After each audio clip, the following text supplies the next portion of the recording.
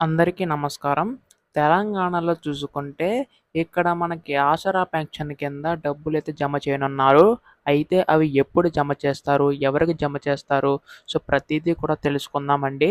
అంతకంటే ముందు ఛానల్‌ని సబ్స్క్రైబ్ చేసుకోకపోతే వెంటనే ఛానల్‌ని సబ్స్క్రైబ్ చేసుకోండి. తెలంగాణకు సంబంధించి ఏ ప్రభుత్వ పథకాలు ప్రవేశపెట్టినా కానీ మీరైతే వెంటనే తెలుసుకోగలుగుతారు. అందుకోసం వెంటనే ఛానల్‌ని సబ్స్క్రైబ్ చేసుకోండి. ఇంకా ఆలస్యం చేయకుండా వీడియోలోకైతే వెళ్ళిపోదాం. ముందుగా ఏంటంటే, ఇక్కడ గత ప్రభుత్వం చూసుకుంటే చేయూత పథకం కిందైతే చెప్పారు. దాన్ని ఇప్పుడు ఆసరా పెన్షన్ కిందైతే మార్చారనమాట. అయితే ఇప్పుడు ఈ పథకాల కింద డబ్బులైతే జమ చేయనున్నారు. అయితే దీనికి సంబంధించి గత ప్రభుత్వంలో అవకతవకలు జరిగినాయని చెప్పి ఈ ప్రభుత్వం భావిస్తుంది. అందుకోసం ఎవరైతే అర్హులు ఉంటారో వాళ్ళకి మాత్రమే ఈ పథకాలనేవైతే ఇస్తామని చెప్పేసి చెప్పడం అయితే జరుగుతుంది.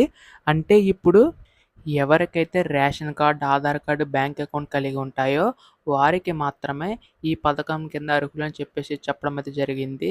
అంటే గత నెలలో చూసుకుంటే పెన్షన్ అయితే ఇవ్వలేదు. అయితే ఇప్పుడు గత నెల, ఈ నెల మొత్తం కలిపి మనకి రూ. 4,000 ఏమోని వృద్ధాప్య పెన్షన్ కింద, అలాగే దివ్యాంగులకి రూ. 6,000 పెన్షన్ కింద మనకైతే ఈ డబ్బులైతే జమ చేయనున్నారు.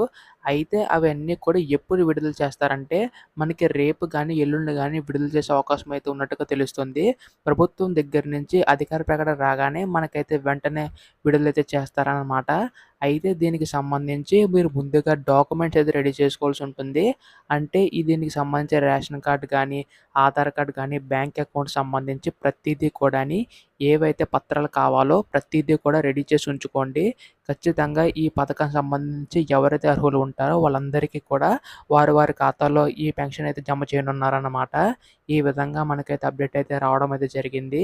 అయితే ఇటువంటి అప్డేట్స్ అన్నీ కూడా మిస్ కాకుండా మీరు వెంటనే తెలుసుకోవాలనుకుంటే ఛానల్‌ని సబ్స్క్రైబ్ చేసుకోండి. ప్రతీదీ కూడా మీకైతే తెలుస్తది. ప్రభుత్వం దగ్గర నుంచి ఏ పథకాలొచ్చినా కానీ.